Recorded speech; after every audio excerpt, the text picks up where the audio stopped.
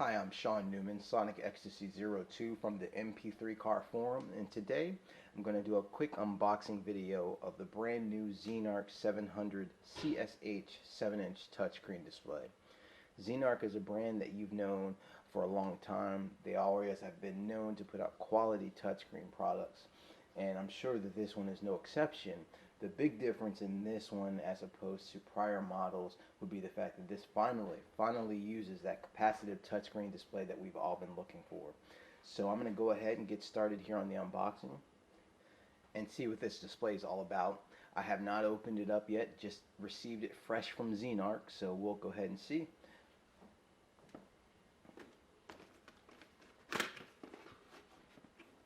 Again, that's the 700 CSH B26P, and I have no idea what the last couple of digits there actually equate to. The bottom line is this is the capacitive display that we've all been looking for. So you've got a 16 by 9, obviously 7 inches diagonal, and let's go ahead and crack open the other box.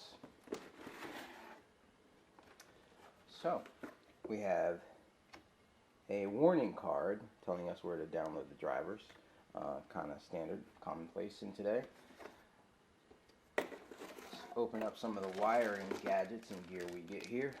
We've got a HDMI to DVI converter cable, so that will help in the instances where you only want HDMI and you're worried about cable clutter, but it does give you the option to use the DVI, and you know, it's an either or scenario basically. Here's the main wiring harness, and as I just mentioned, the cable clutter, you'll see just how large of a wiring harness we have here, but again, we've kind of known this from Xenarc. They kind of throw everything on one band, as opposed to the competition where there'll be breakaway cables and stuff like that. So I'm going to go ahead and crack this open real quick.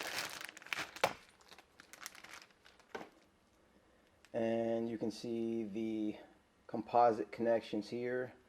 We've got two. This also obviously gives you the video to output on detection of a 12-volt signal, similar to the way that the Xenarcs and Lilliput's have done in the past. I've read that in the documentation. Here we have the HDMI connection. We have a USB connection for our touchscreen. Old school VGA connection. Here we have a PC audio connection.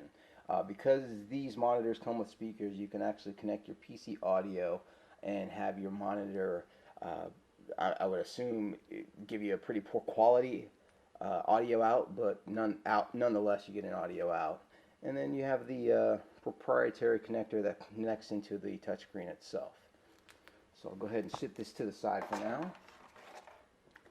Next up, we have a small white box. Included in the box is our power connector, and pretty standard commonplace connector. I think these things haven't changed much in the years that Xenarc's been putting out. The only difference that I see initially is the fact that the actual prongs come detached from the power brick.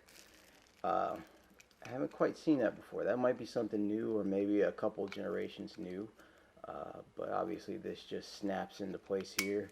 And it gives you the opportunity to have other prongs, obviously different countries, different prongs. So set that to the side and continue on.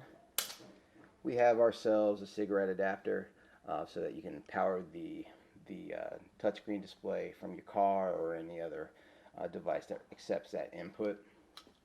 Again, pretty standard.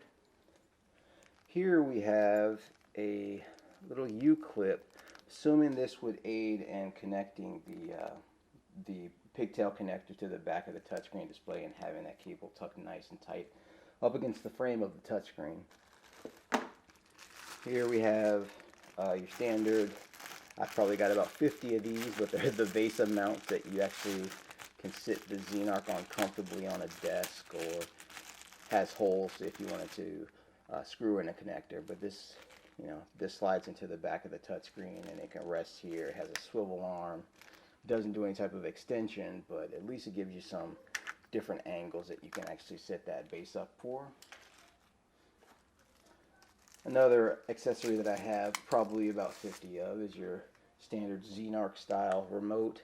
A little bit bigger than most remotes that you get with the touchscreen, but honestly, it's a little bit better remote too. It's actually got real tactile buttons instead of that flat. Uh, don't know if you're actually pressing the button kind of response from other remotes that you get. But you get all the power functions here. You can mirror the device, dim it from here. I should also mention while I'm thinking about it that the Xenarc, this generation and in prior generations, has always had an ambient light sensor. So you don't have to necessarily worry about dimming the screen yourself. It's set to dim at least a portion by itself. So here's the most important setup here. It's the touchscreen display itself. Go ahead and peel off that protective film. And I mean, immediately you can see that it's a Xenarc touchscreen. It kind of always had the same bezel design. You've got the power buttons and a couple of other options to navigate through your menus and things here. The back of it, this is where you connect your proprietary connector, of course. Another slot so that you can manage the cables there.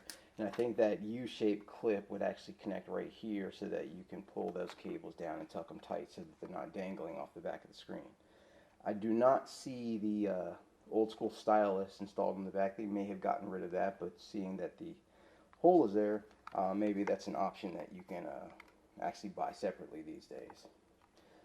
You can see the holes here for the audio out. There's a tiny speaker on the back.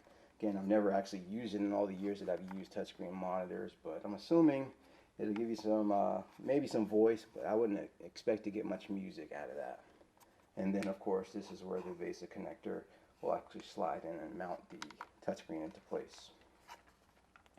So that's basically it. That's all that this little device comes with, and nothing too spectacular or out of the ordinary when you're looking at one of these small 7-inch or even the 8-inch models.